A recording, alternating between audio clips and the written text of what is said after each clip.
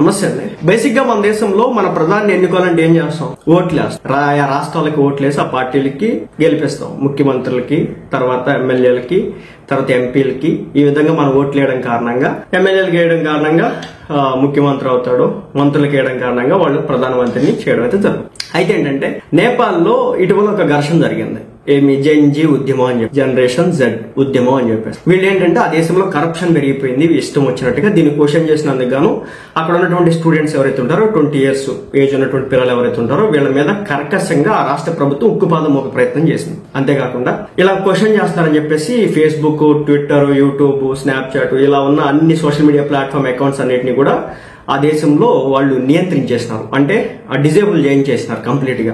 దీంతో ఏం చేస్తున్నారు, ఒక్కసారిగా ఈ ఉద్యమం అనేది భారీ స్థాయిలో పెరిగిపోయి ఆ దేశానికి సంబంధించిన ప్రధాని వాళ్ళ ఫ్యామిలీ మెంబర్స్ ని కూడా తగలబెట్టే స్టేజ్ కి వచ్చినారు. ఆల్రెడీ ఆల్మోస్ట్ ఆ టైంలో కొంతమందిని తగలబెట్టినారు, కొంతమందిని కుక్కలను కొట్టినారు. మా దేశంలో కరప్షన్ విపరీతంగా పెరిగిపోవడానికి ఈ పొలిటికల్ లీడర్లు అని చెప్పేసి చేయడం జరిగింది. ఇదంతా ఒక సబ్జెక్ట్. అయితే ఏంటంటే ఎట్టకేలకు ఆ దేశంలో ఉన్నటువంటి రాజకీయ నాయకులంతా భయపడి దేశాన్ని వదిలి పారిపోయినారు.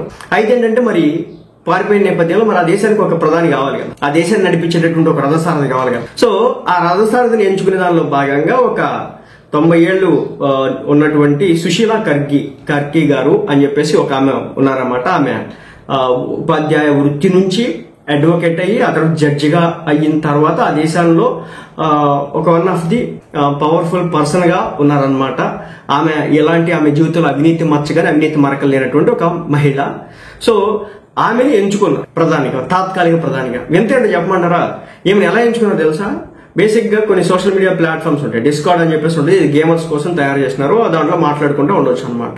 సో ల్యాగ్ ఉండదు. దాంట్లో ఒక పోల్ పెడితే 1.3 లక్షల మంది ఈ పోల్ లో పార్టిసిపేట్ చేసి ఆమెను ఈ జెన్జీ ఎవరైతే యూత్ ఉంటారో వాళ్ళు ఓట్లు వేయడానికి కారణంగా, అంటే ఒక 2-3 పేర్లు పెట్టినారు. సో మీరు ఎవరిని చూస్ చేసుకుంటారంటే ఈమెకు వచ్చేసి 1.3 లక్షల మంది లో మెజారిటీ పీపుల్ వచ్చేసి, మెజారిటీ ఈ యూత్ వచ్చేసి ఈమె ఎంచుకోవడం జరిగిందనమాట, సుశీల గారిని.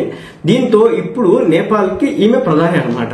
సో ఎంత బేసిక్ గా మనం ఎమ్మెల్యేలని, మంత్రుల్ని గెలిపించుకుంటే ఒక ముఖ్యమంత్రి, ఒక ప్రధానమంత్రి ఎలా అవుతాడో అక్కడ అలా కాకుండా ఒక సోషల్ మీడియా ప్లాట్ఫామ్ లో ఒక పోల్ పెట్టి, పోల్ ద్వారా ఒక దేశ తాత్కాలిక ప్రధాని ఏర్పాటు చేయించుకున్నటువంటి పరిస్థితి.